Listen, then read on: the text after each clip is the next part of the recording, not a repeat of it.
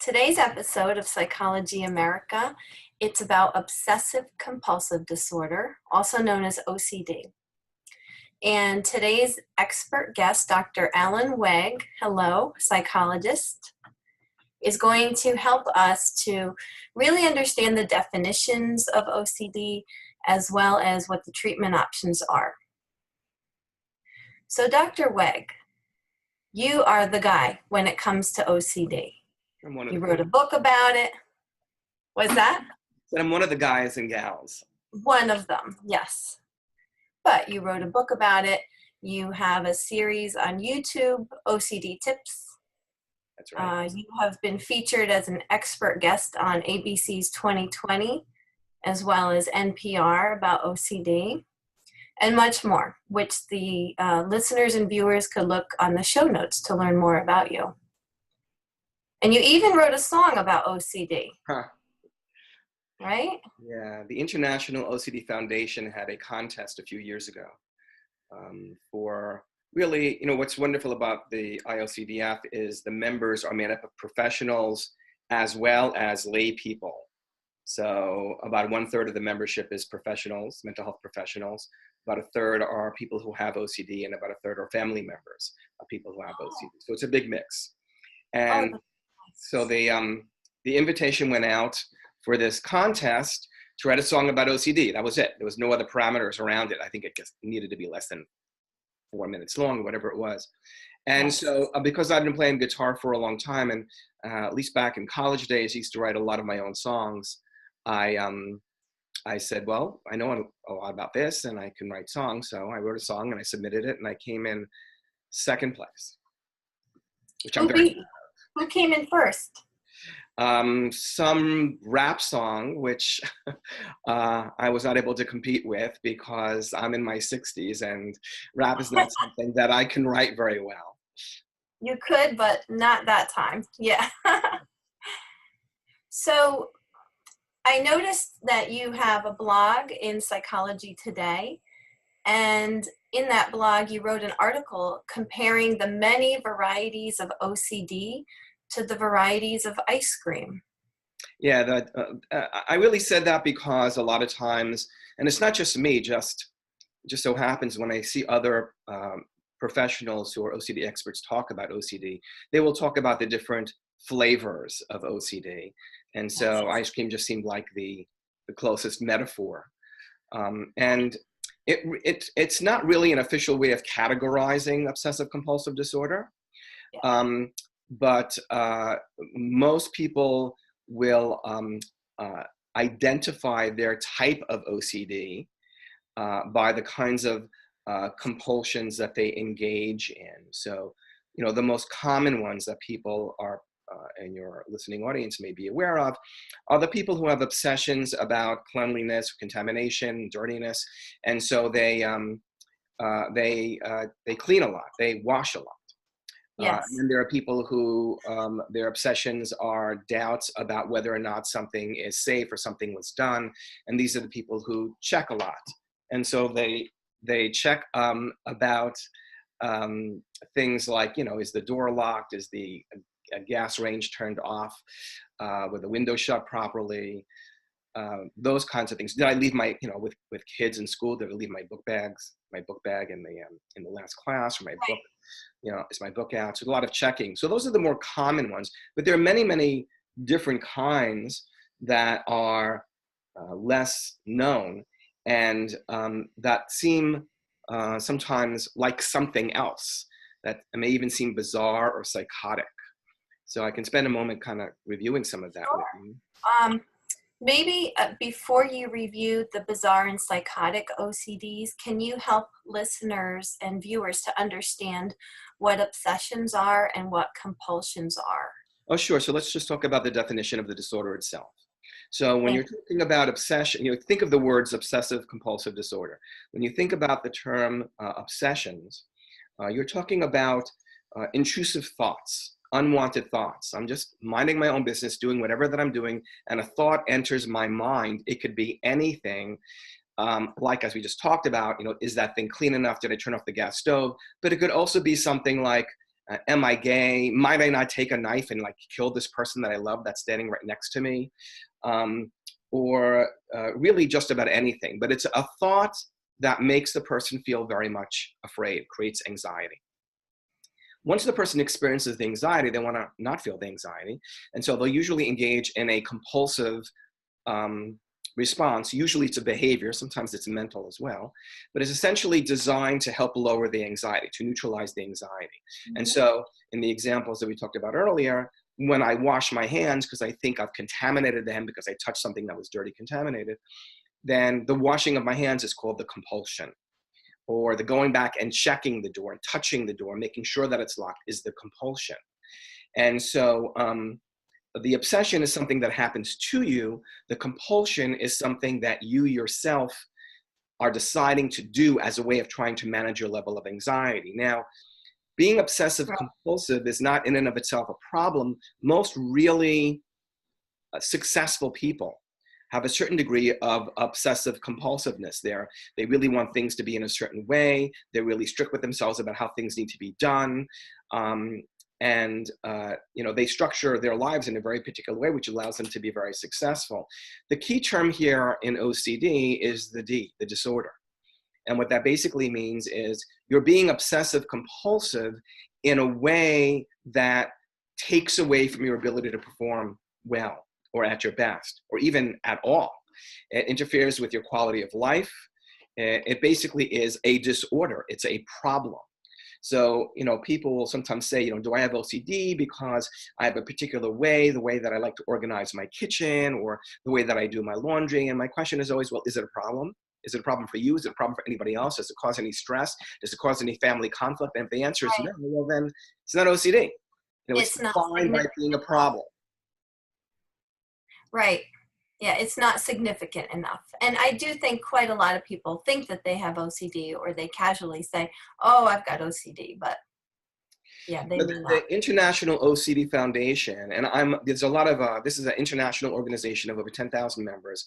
And as I mentioned to you, it's a combination of professionals and lay people, which is really very wonderful because when you go to the conferences, and you sit down at one of the tables, because they have they have an annual conference, and it's just an amazing experience.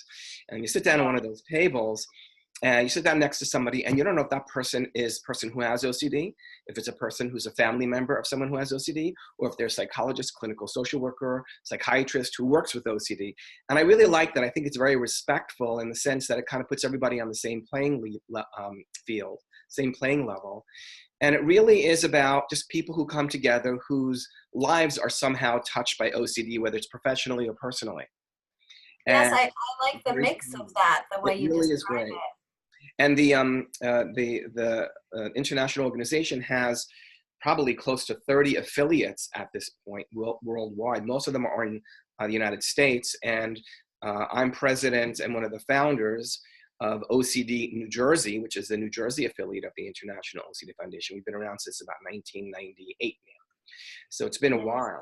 And one of the main missions of both OCD New Jersey and the International OCD Foundation is really to educate the general public as well as professionals about OCD and what it is and how to treat it. Now, 30 years ago when I first started doing this work, part of the problem was that people didn't know anything about OCD, that it really existed, Right. it had a name. They just thought people were behaving oddly sometimes, or they were just picky or quirky or whatever. The problem is that now everybody thinks they know what OCD is. And so they'll very flippantly say something like, oh, I'm being so OCD today. Oh, that's because I'm OCD, when they really don't have OCD at all. And quite honestly, people who have OCD for real get really insulted about this because it's sort of, it marginalizes the disorder. It makes it, funny or silly, or you're just being silly, you're being so OCD. We had an incident here in the New York City area where I live, where the Lincoln Tunnel is a major tunnel into the city from New Jersey.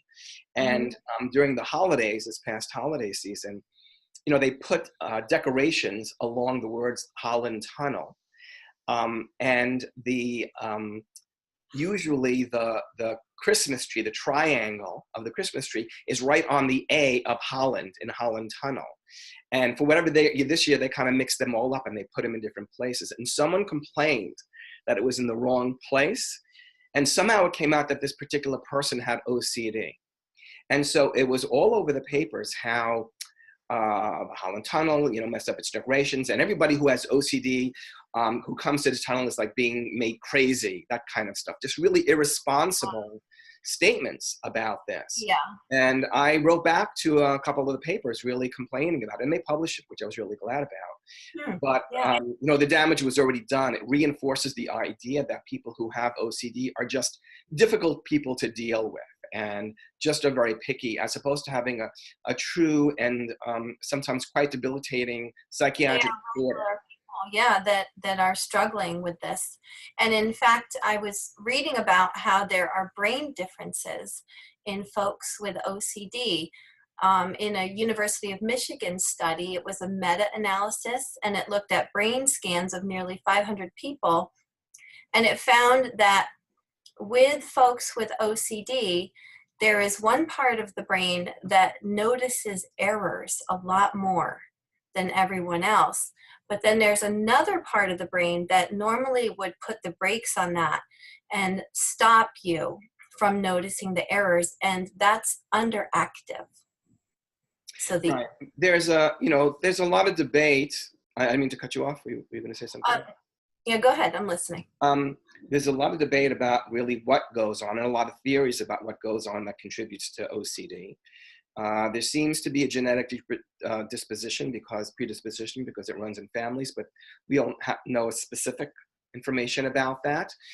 We know that it responds to the disorder, for the most part, tends to respond to SSRI medication, selective serotonin reuptake inhibitors. So there is a serotonin hypothesis, and then there is a glutamate hypothesis, which means that there are other kinds of factors that are involved. And then there's the brain communication understanding, which you've talked about. And we've always known that the amygdala, which is the fear center in the brain, is involved, and that the higher cortical functioning for executive decision-making, et cetera, is involved. And so the exact network of all of that, and also where, the environment and upbringing fits in, is really very hard to say.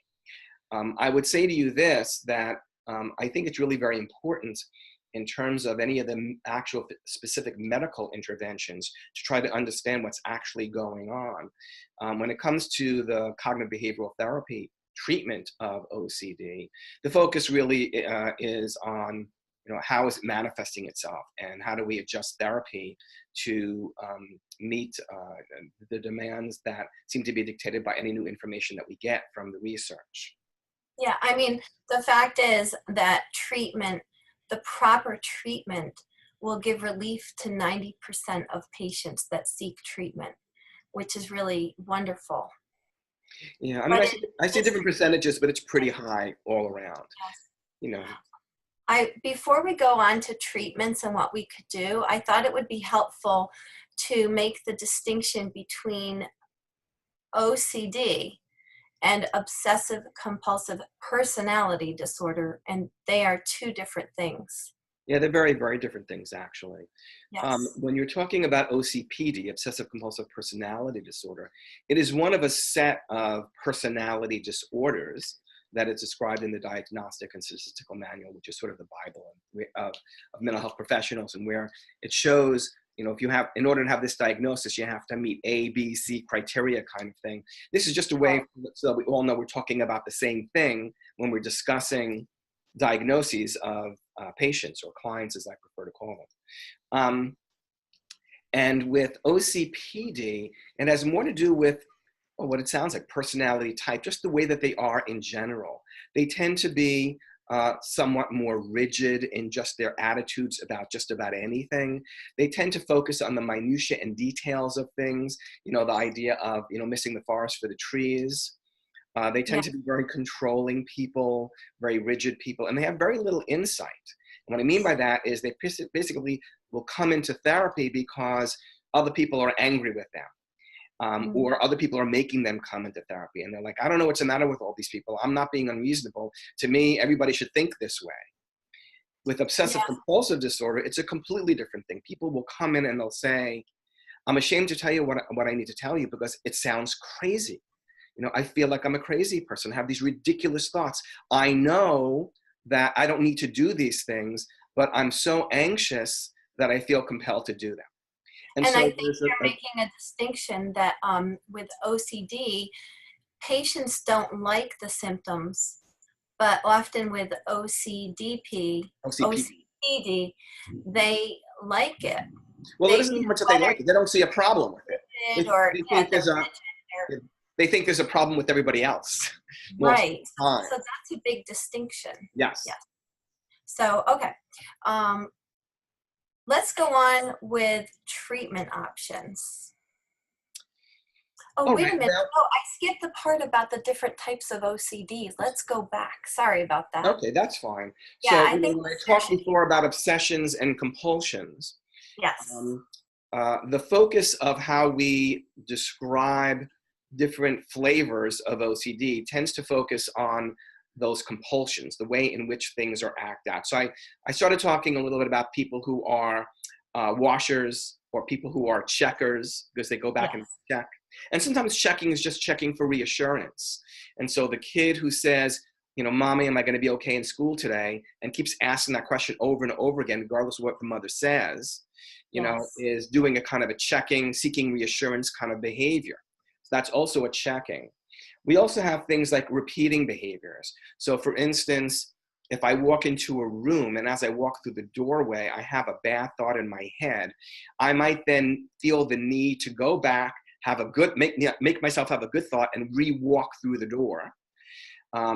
Sometimes there's combinations of different compulsions. So for instance, I have a young woman that I'm working with now, and whenever she has a thought that comes into her head that she finds anxiety provoking because it's a bad thought, she has the need to tap her finger on whatever's there, usually my couch, 8 times in a row. So she's tapping, she's repeating, but she's also Yes. counting. And so there's the counting ritual that's involved in that too. And sometimes if it's really bad, she has to do 8 times 8, which is 64. And if she loses track of where she is, she has to start all over again. So you can see how this can become a very time consuming kind of activity.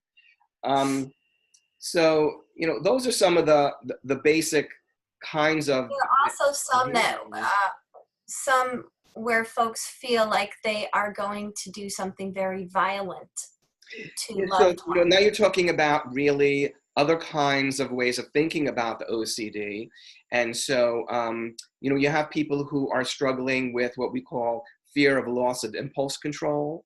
So Right. somebody who feels like oh, I could just take this knife and stab my family member. I could do that. The knife is right there. The person is right there. It's feasibly, physics wise, behavioral wise, it's a possible thing. What if I do that? What if I lose control and just do that? And so, what ends up happening is they get that obsessional thought, and then their anxiety is managed by having them do things like not be near that person or not be any place where there's sharp objects. So avoidance can be a kind of a compulsion. Besides that, there are people who have sexual or gay OCD, where they're afraid that maybe they're gay or maybe they're a pedophile. And while there are people who are pedophiles and who are gay, it manifests itself very differently. And if you know what you're doing, you can tell the difference. Yes. There's a scrupulosity kind of OCD where the person is really worried about either making God angry and going to hell, or just behaving in some way that's immoral or insensitive to others. So, I've had more than one situation where someone says, they felt that they said something that insulted somebody else, and the other person kept insisting that they were fine, they weren't insulted. But the person with OCD was so anxious about this, they had to keep asking for reassurance, and then the other person stopped spending time with them. And so the person with OCD emailed them and then kept emailing them. And so it ends up, creating real stress in relationships. There's a form of OCD that's called emetophobia, which is fear of vomiting. And we Yeah. see that a lot with kids. A lot of kids who are afraid to go to school school refusal or school avoidance. And that could be for lots of reasons, either, having trouble academically, or bullies, or, panic disorder, or contamination issues, or, there's many, many reasons why you have the problem of a kid who doesn't want to go to school. But a Right. really common one is emetophobia, fear of vomiting. And sometimes this presents itself in a way that there's a certain amount of food restrictions. So they're only going to eat certain foods that feel safe to them, or they'll only eat in certain places like at home, or only if their mother prepared it, or only if they saw the package before it was opened, things like that. And sometimes it becomes an issue of weight. And there's relationship OCD, where how do I know that I really love my husband or my girlfriend? There's existential OCD, which is sort of a very philosophical idea of do I really exist? Does the world really exist? And it takes the kind of questions that are out there for everybody and just explodes on it. So that Obsessed. questions Yeah. about space and time and things like that, but they can't let go of those obsessional concerns to the point that it really interferes with their day-to-day functioning. Yeah, a lot of fascinating stories of how it can show up. Yeah, so it's, I guess one of the things I really want to stress to your listener is this goes far beyond, I need to wash my hands a lot, or I need to check to make sure that the door is locked. It can manifest itself in very many ways. And sometimes, again, as I mentioned before, it can look very much like something that it's not. So if a kid comes in and says, I have this fear in my head that maybe I'll kill myself, that fear of loss of impulse control. Well, if an untrained therapist hears this, they're going to think that they're really suicidal and hospitalize them. And that's happened. I had someone not too long ago who was 14 years old who was psychiatrically hospitalized because she got the obsession in her head that maybe she'll commit suicide. She was not depressed. She had no intention of doing this. The idea terrified her. But that was just what her OCD chose, if you want to put it that way, in Right. terms of how to manifest itself. In the same way, I had a kid who came in and he said he was afraid to go to school because he didn't want to see somebody in his class. There's a certain kid in his class that for whatever reason, he felt that if he saw this other student, he would somehow turn into him. Now, the kid that I'm seeing will be sitting on my couch and look at me and say, I know that makes no sense. I know that's crazy sounding. But when I think about it, it feels so real and I get so scared that I cannot bring myself to go to school. And so it's this really interesting and fascinating dichotomy of someone who is truly very normal and not crazy and can look at this and say, this makes no sense. But at the same time, they're so overwhelmed by their anxiety that they can't seem to break through. So let's talk about treatment now. And I think what's interesting about treatment for OCD is there are some things very much in common, but it really needs to be very customized Well, according that's to really the very, very true. I mean, the whole idea, the art of the therapy. Well, let's first talk about the gold standard for the treatment of OCD. I mean, there's a lot of traditional talk therapists who treat OCD or try to treat OCD. Some claim that they can successfully treat OCD. Psychodynamic therapy, more traditional talk therapy. I'm coming from an experience where people have come to me, or many, many people have come to me after being to multiple other therapists who work like that and have found them to be unsuccessful. They still have the problem. And the problem that, as I see it, is if you're looking for a dynamic issue behind the OCD, then you're looking in the wrong place. So if someone comes to a therapist and says, I have the feeling or the urge or the fear, I should say, that I might take a knife and stab my mother, or that maybe I'm gay, a psychodynamic therapist may look at that and say, well, maybe you have unresolved feelings about your mother, or maybe you are gay and you're just not admitting it to yourself. And this is exactly the kind of stuff that we find from the perspective that I work from as very damaging to recovery, because our focus as cognitive behavioral therapists is to look at the problem as OCD and not to get into working through the content. It doesn't make a difference what you're worried about. It has nothing to do with that.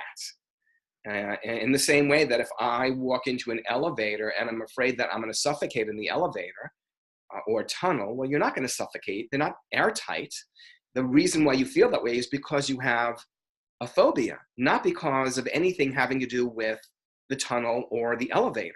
And so the focus needs to be on treating your fear of that thing, not on that, not dealing with that thing in and of itself. So let me first take a step back and do the basics of cognitive behavioral therapy. So cognitive behavioral therapy is relatively a new kid on the block. Psychodynamic therapy has been around for 100 and at least 110 years at this point. And really cognitive therapy and the full cognitive behavioral therapy really began in the 30s as behavioral therapy, and then cognitive therapy became more popular in the 60s. And really moving forward from there, we have this combination of cognitive behavioral therapy.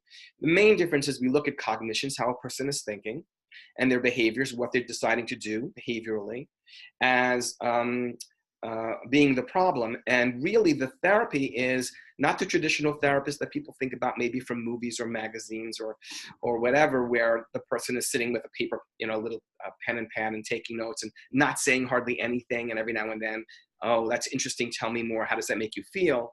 This is really more about being more like a coach or a teacher, where basically you're at point A, you want to get to point B, I have some ideas and tools and information that I can share with you that I'm going to teach with you. And we're going to work on this together. And each week I'm going to teach you certain kinds of things. And in between our sessions, you're going to go home and practice these things. And then we'll kind of come back and talk about that and move forward from there. So it's sort of like a class, and it's relatively short term. And I tell people, if they come to me and they have OCD and there's nothing else comorbid with it, nothing else significant that's going on with them in terms of their lives or diagnosis, that typically all you really need is something along the lines of 12 sessions over 3 months, once a week, to get a good understanding of what it is that's going on and what it is that you need to be doing. You may not be where you want to be yet, but you really have the tools, and that's the word that we use.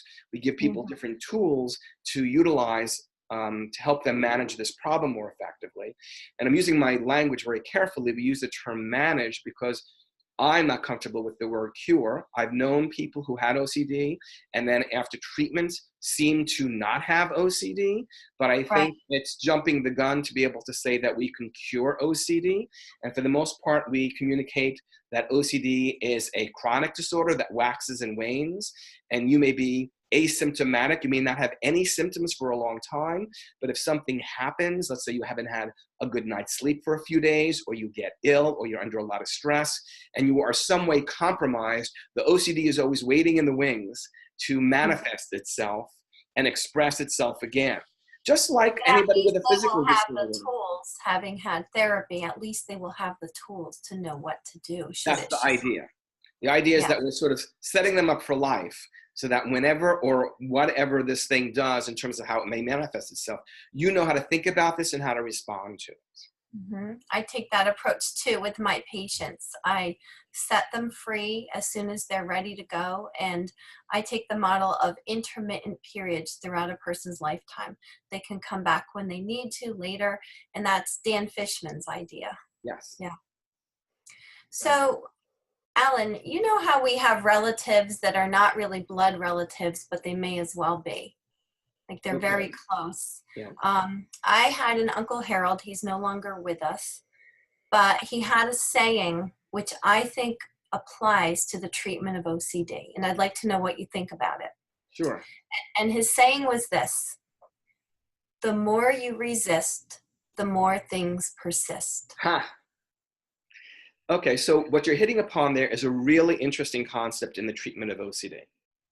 Yes. And that is the whole idea that it's a paradox and it's counterintuitive. It's backwards from what your instantaneous response would normally be. What I mean by that is that if I get uncomfortable with something, or if something feels dangerous, we're hardwired as animals and for survival purposes to try to avoid that thing. If you see a lion in the jungle, then you hide or you run, hopefully that it doesn't see you. And for the most part, you avoid it because you want to keep safe. And that part of us has survived because it's the thing that has allowed us to survive.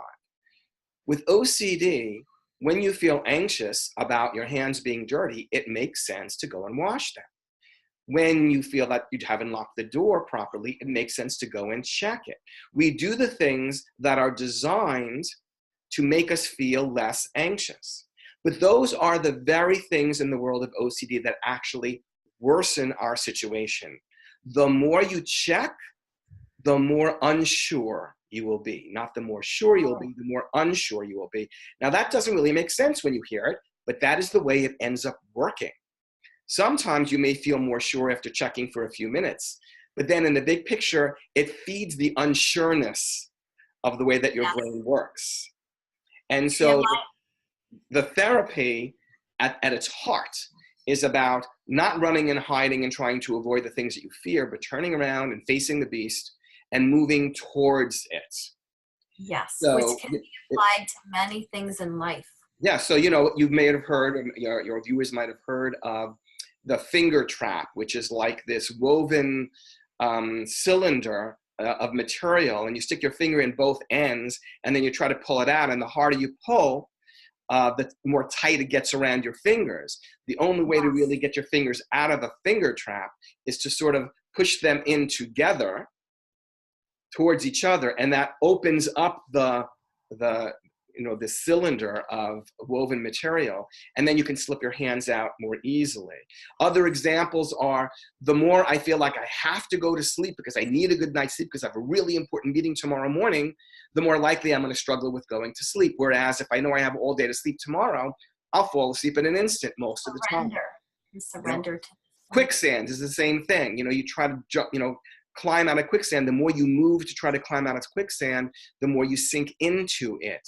Whereas if you allow yourself to very gently float up, that's the way that you would exit a quicksand pit. There's a lot of things in our lives that require this counterintuitive way of approaching them.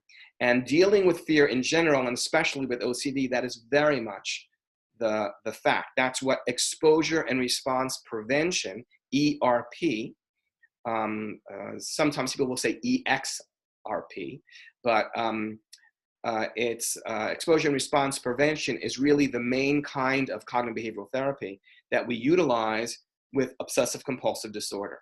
And it really is. Can you give a specific example of a treatment where they have to move straight into the feared? So that's a good question. So let's talk about, I usually do something like the washing and contamination concern because it's very concrete and observable, and it's the easiest to explain. And I'll explain to you how we apply this to more complicated kinds of presentations. But let me first review it in its most simplest form. So if I have the fear of touching certain kinds of things that feel contaminated, I will avoid them. And so as an example, let's say there are certain pieces of furniture in my home that feel contaminated. And so I don't go near them. And the reason, sometimes they don't even know why they're contaminated, but usually there's some story about, for some reason, Uncle Harry was contaminated. He came over the house, and I think, he sat in those particular places or whatever. And so what we do when we talk about anxiety in general in cognitive behavioral therapy is we talk about SUDS, S-U-D-S. SUDS stands for subjective units of discomfort. It's really just a 0 to 10 scale. Some people use 0 to 100 as a way of describing how anxious does that make you feel. So 0 is that doesn't bother me at all, and 10 is I'm freaking out, take me to the ER kind of thing. And so it's a way for people to be able to better articulate and identify their level of anxiety so we can see where they are, we can see how they're improving. We can see how different things trigger them to different levels. With children, we'll tend to use what we call the fear thermometer. And it looks like a thermometer, like it's a drawing of a thermometer. And the higher the mercury sort of goes up to 100, the more anxious I am. And so kids will talk about their fear thermometer and how high their numbers are. So what we'll do is we'll typically start with lower numbers. So let's say the couch, because I know that, my uncle sat on that couch. I saw him do that. That's like a 9 or an 8. I can't imagine sitting on that couch. But then there's a chair that's maybe like a 7.5, or an 8 kind of thing. So it's lower, but it's still pretty high. So I might say to the person, okay, how about we talk about being able to touch that and then not washing our hands? And they may say, well, that's too much. So I'll say, well, how about if we touch not the front of the chair or the seat of the chair where the person's body comes in contact with? What about if we touch the back of the chair or the legs of the chair?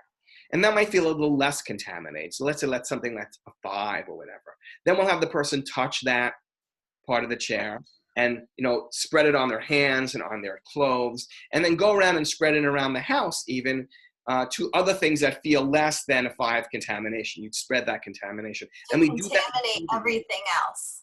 Yes. Well, So, everything that is, you know, there may be other things that are contaminated at a level 7 or 8, and you wouldn't touch those.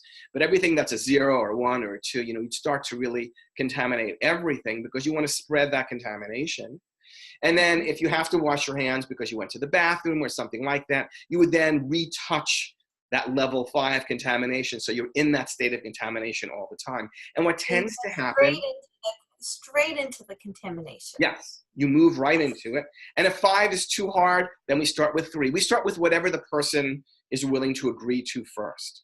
Because what will end up happening is wherever they start, they will see that as they continue to do this, the anxiety tends to drop. Or at the very least, it doesn't seem to bother them as much. You know, there's a debate as to whether or not the anxiety actually has to drop, or whether the person just needs to learn that they can manage that anxiety and have it not bother them so much. But in any event, it ends up becoming something that doesn't affect you in the same way anymore.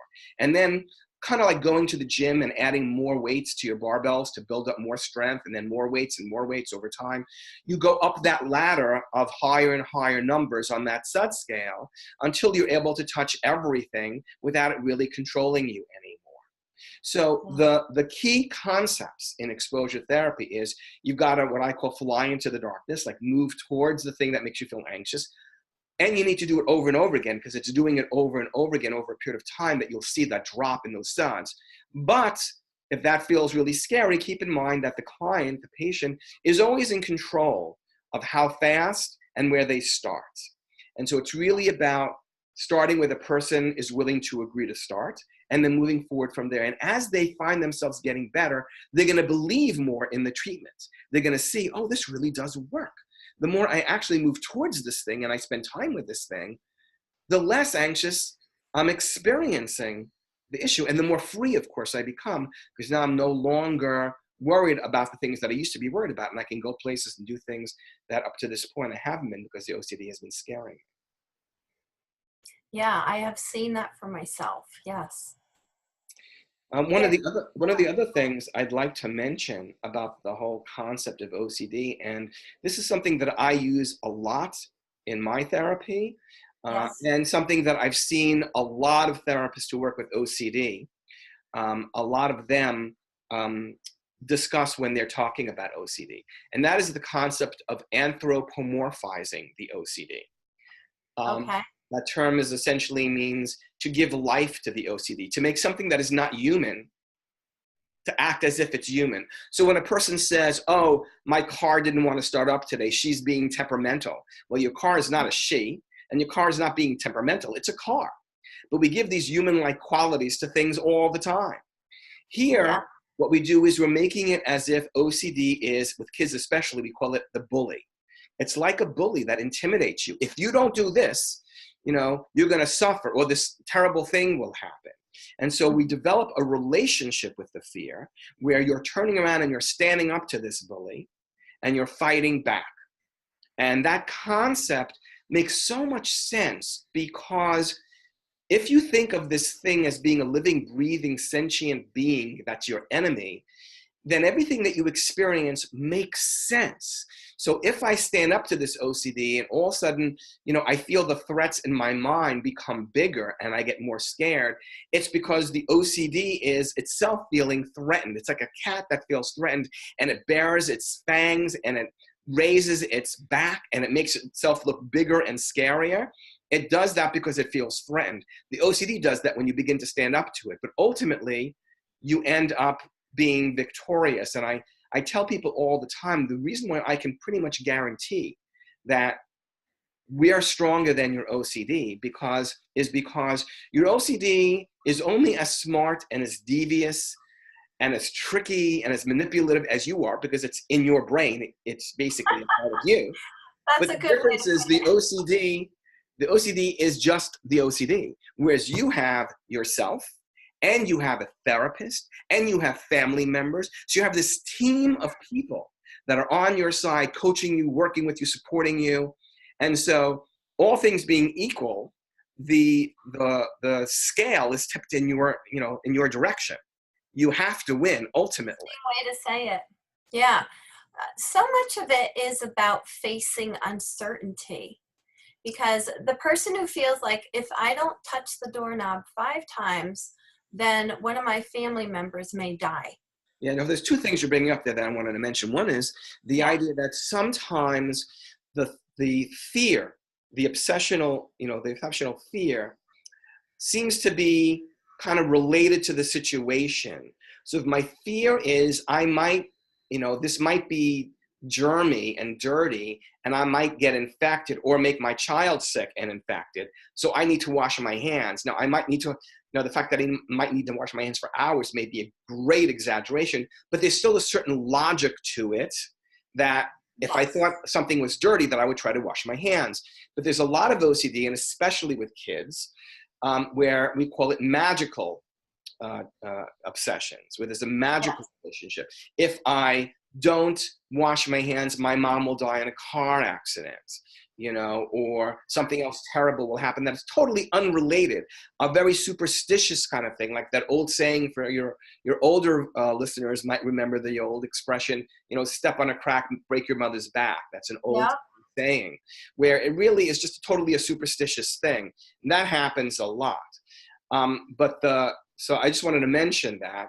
But the point that you were bringing up in terms of Uncertainty. the uncertainty is we really emphasize that when you're worried about, is the door locked? Am I clean enough?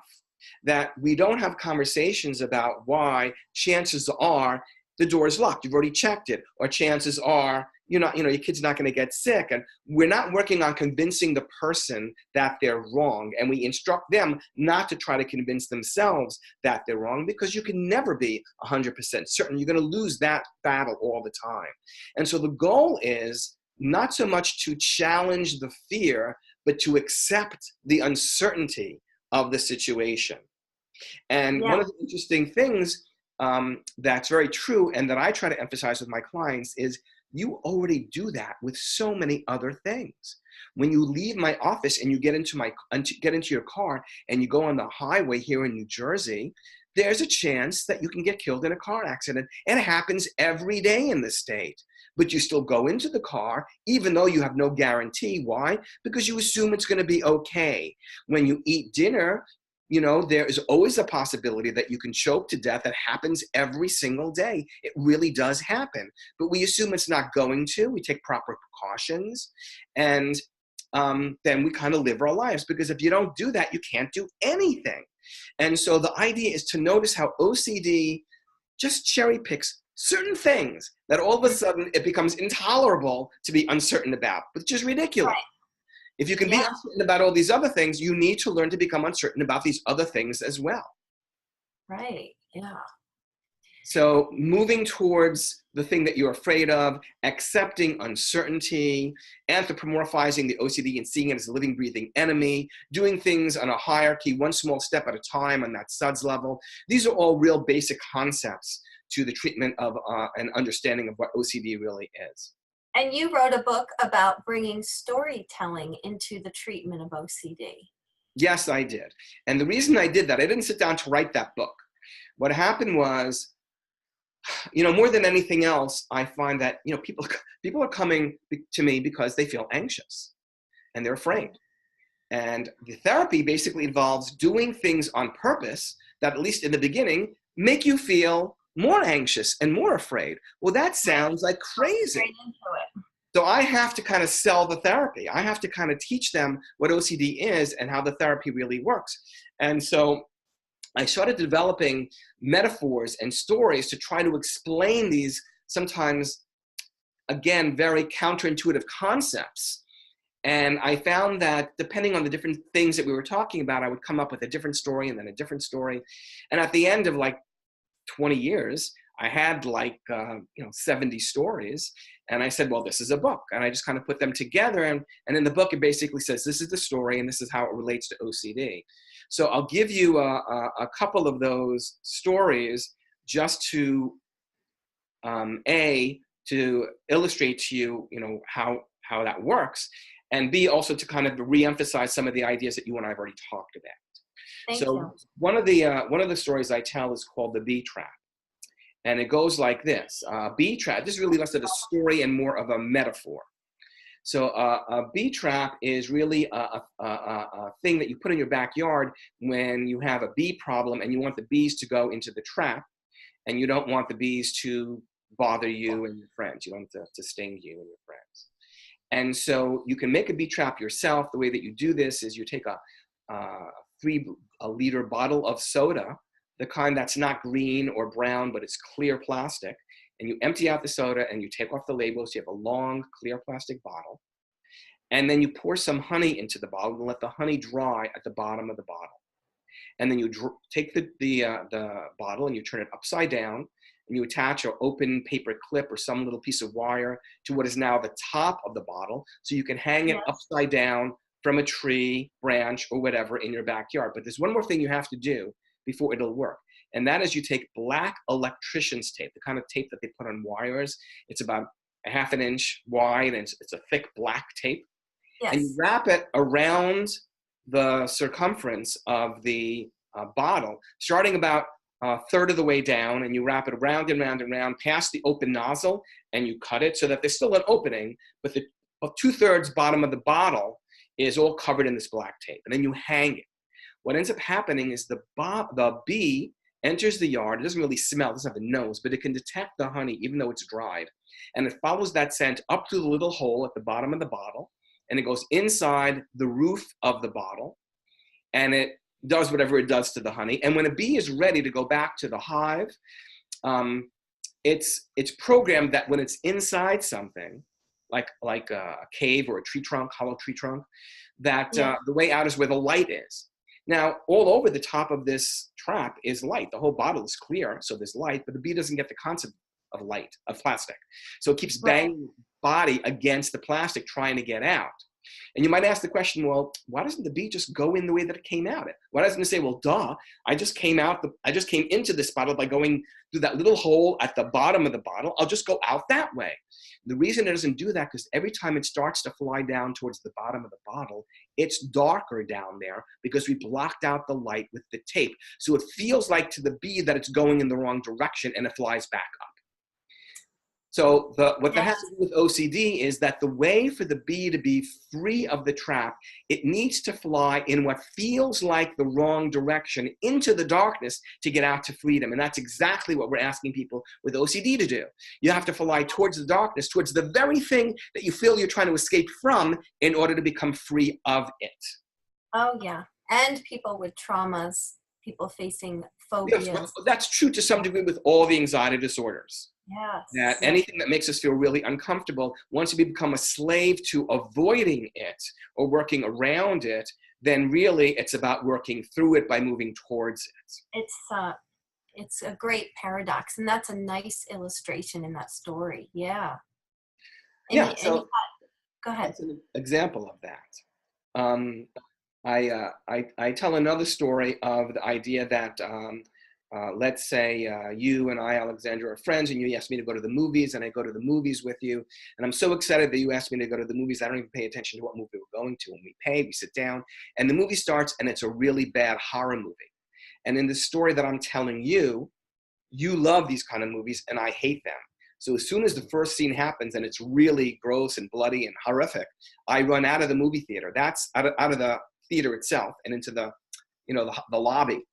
And that lowers my anxiety right away. That's called an escape response. And it's going to be really hard to get me to go back into that theater. But let's say you did get me to go back into that theater. You bought me popcorn or something like that and said, I really want you to watch the movie with me. And I went in with you and I watched that whole movie from beginning to end. And then you asked me to sit through it with you again. And then at the end of that, again. And so I watched a marathon 3 hours of this movie with you. And for 4 days in a row, you got me to go to this movie. I'm giving you a shortened version of the story. But for 4 days in a row, you got me to watch this movie 3 times each day, so that over a period of 4 days, I watched it 12 times. What ends up happening is I don't end up experiencing that movie the same way the 12th time I watch it compared to the first time. First time, I'm like panicked out, I'm freaking out. By the time it gets to the 12th time, I might not like the movie the way that you do. If anything, I'm kind of bored. It doesn't affect me. And that really illustrates the idea that you can't just expose yourself to the thing that you're afraid of, but you have to expose yourself to it for long periods of time and over and over and over again for your brain to kind of learn you're really not in danger. It's really okay. And the third story in that triad that I talk about for exposure therapy is what you and I talked about earlier about the SUDS levels, which is that if there's a really, really in-ground, a cold, very, very cold in-ground pool on a hot summer day, there's 2 ways to enter that pool. One is the running cannonball dive, where you throw your whole body into the deep end, you go airborne and you just plonk into the water and you really freeze for a few seconds and then you get used to the water pretty quickly. Or you go down the stairs one small step at a time and get your feet wet and get your calves wet and get your thighs wet. And, the advantage of the second way is you have a lot of control of how fast you go and what part of your body you put in. When you jump in all at once, you might go through the pain of it much more quickly, but you lose control. You jump in, and once you're airborne, you're going in. End of story.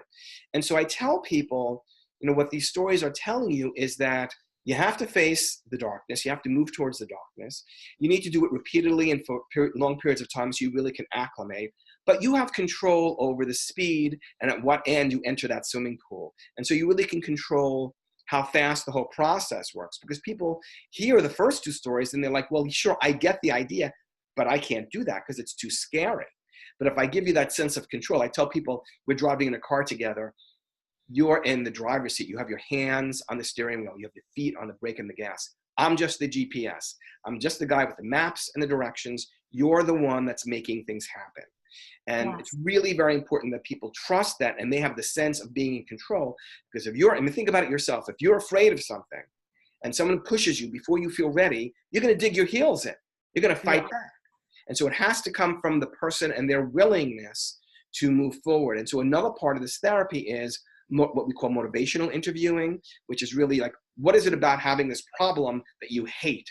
And how great would it be if you got over this problem, and have those things kept in mind in the moments that they need to have it in mind, so that they can really have the energy and the focus to do these difficult things. And the other part is really just being a real, developing a relationship where there's really a lot of trust. Because you have to be a really good coach. You have to be a really good cheerleader. And for that, the person has to really trust that you know what you're doing and that you have their best interest in mind and that you really empathize with their fear. So one of the things I always do is I talk with people about my own experience with things that I get really scared about, because I want to show them I know what it's like to be really terrified of something. I'm not minimizing your fear. I don't think that you're being silly, because that's what they hear a lot from other people. Oh, you're being so silly. Just walk away from that. Just stop doing it. And it's hard. In a moment, I'm going to ask you to point us to resources and also how listeners and viewers can find you. But before that, I'm curious to know what your Nirvana story is. You said there was an awesome story. I don't know if it's related to OCD or not, but I wonder if you share that. Oh, it's not. Okay. It's totally not related to OCD, my Nirvana story. I have terror stories that are related to OCD, but you want to hear that Nirvana story? Because okay, now I really want to hear the Nirvana story. Yes. It was really just, I mentioned to you earlier when we first started talking that I used to write songs. Well, in a way, I guess it has to do with OCD, because it had to do with facing a fear. And we had a contest in my college, and this is way back in the late 70s. There used to be a television show called The Gong Show, which is really just a talent show. I remember that. And I make the gong noise when I play tennis a lot, and I get the feeling or something. So you know what I'm talking about. Yeah. And we had this gong show in my college, and it was a very big event. I had not played in front of more than maybe a dozen people on my guitar, like ever. And I had written this song, and you had to preview, like you had like a team of people that decided whether or not you can be on the show, and they Yes. liked the song, so I played it for them, and then I got to be that on that night, and That is a risk, by the way, to go on a gong show, but go on. yeah, well, I mean, and to go on this thing, because they told me, and you could see, I peeked through the curtain, there were 2,200 people in the audience, so it was a big audience, Yeah. and I was pretty terrified. Not only that, I was the 23rd person out of, I think, 25 that were on that night. And one of the biggest problems was that of all the different acts, most of the acts were people who were playing a song on a guitar. That was like more than three-quarters of the acts. And so when they set it up for me, they moved the microphones around in the chair. And you could see right away by the way that they had moved the microphone, because I have a microphone for the guitar, a microphone for the person singing, and they had a chair. As soon as they set that up, I could hear the audience as a whole groan. Oh no, here comes another a song person on a guitar. But no one had written any of the original material. I was the only one who had done that. And I wrote a song about that college. So it was all inside jokes that only these What was people, your college? it was Cortland, this is my undergraduate, my Cortland State University in upstate New York. It's near Binghamton, in Syracuse, one of the state universities. So you wrote a song about Cortland State. Yes, I did. And I remember thinking, what do I really need? I need my voice, and I need my fingers and my hands to play this guitar. And I remember I had no spit in my mouth, no saliva. I was so nervous. I was totally dry, and yet my hands were drenched in sweat. They were cold. They felt like they were frozen. It was really tough to get up there. But I had said I was going to do it, and I was the next person up, and that was my moment. And there was a small group of people that were my friends, and I knew where they were sitting, and I just focused on them. And I sang that song, and after the first 2 lines, I kind of forgot where I was, and I was just singing to them again, and I really let it loose, and I really let it go. And I got a standing ovation, 2,000 people standing up and roaring in applause. It was really my Nirvana moment. Yeah. And I ended up actually getting second place for reasons that I won't get into. But what ended up happening is one of the prizes was to be able to play a Catch a Rising Star in New York City, which is usually by invitation only. It was a club.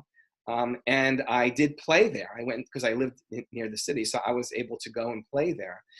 And the manager came to me afterwards and asked me to come back. But I was in college. I was finishing up my degree. I was going to go to graduate school. I really wasn't into it, and so I did. But I found out afterwards that not a lot of people are asked to come back when they perform for the first time. That's great. I guess it wasn't your mission. You knew what your mission was at the time. I guess so. But it was really cool.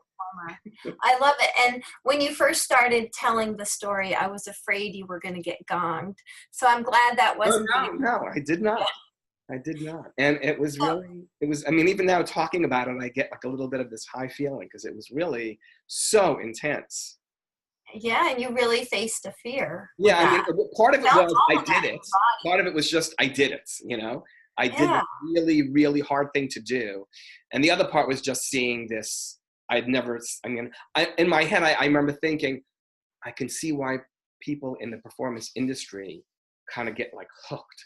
And they like need this because it was such a powerful like drug to get this kind of adulation from so many people. It was just intense. So could you share now with listeners how they can find you and resources for folks with OCD? So I am the executive director and founder of Stress and Anxiety Services of New Jersey. It is a private practice. There are 10 therapists on staff. We are in East Brunswick, New Jersey, and in Florham Park, New Jersey. And we really focus on the cognitive behavioral therapy of anxiety-related disorders. So OCD is a big one. Post-traumatic stress disorder is big, social anxiety, panic phobias, that sort of thing. And that's really our specialty. That's our niche. We really don't do a whole Like lot else. 80% of your Yeah. clients are 80% anxiety. of our clients are OCD or PTSD for sure, probably more. We see children and adolescents, and we also do, as well as adults, and we also do telehealth now. So we are in New York, Massachusetts, and Texas, as well as New Jersey, because that's where people are licensed. And we're working on expanding that. Oh, that's great. So give the website where people It's can. just stress and anxiety. A&D is spelled out, no spaces or dots or anything. Stressandanxiety.com. And you'll see me and all the other therapists and information about all of us and our rates. We don't take insurance, but we do provide, forms that people can submit to the insurance company for out-of-network benefits. Yes. And the other hat that I wear is that president of OCD New Jersey. And that's the website for that is www.ocdnj, OCD New Jersey, ocdnj.org. We have an annual conference that we just had this past year, this past month in March, which are usually like the biggest people in the world of OCD treatment, like in the country or beyond. We have a really great, it's like a crew of people who've been doing this where we just had our 19th year. And we have other kinds of things that we do during the course of the year that the people can look at. We're always looking for volunteers. So if you're in New Jersey, thank you very much. But probably the single most rich source of information about OCD on the web, good information, because there's always a lot of bad information, like there is for everything, there's bad information. Right. The International OCD Foundation, IOCDF, International OCD Foundation, www.iocdf.org. And it's pages and pages and pages and pages of all kinds of different things. There's a separate section to deal with children and adolescents, separate section to deal with hoarding. There's just so much information. And I also want to really encourage people to, if they're at all possible, if they know somebody or if they themselves struggle with OCD, there's no one thing that you can do better for yourself than to spend the 3 days at the annual conference of the International OCD Foundation. It is a wonderful experience. Each year it's someplace else. This year it's in Austin, Texas.